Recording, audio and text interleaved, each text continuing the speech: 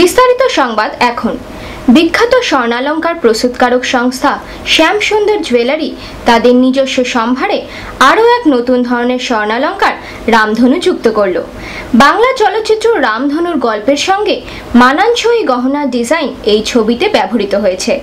কলকাতায় এক সাংবাদিক সম্মেলনে এই নতুন ধরনের রামধনু কালেকশনগুলির শুভ উদ্বোধন করলেন বিখ্যাত অভিনেত্রী রচনা ব্যানার্জি। সঙ্গে অবশ্যই উপস্থিত হয়েছিলেন রামধনু ছবির পরিচালকদ্বয় নন্দিতা রায় ও শিবপ্রসাদ মুখোপাধ্যায় এবং শ্যামসুন্দর জুয়েলারির কর্ণধারদ্বয় রূপক সাহা ও অর্পিতা সাহা।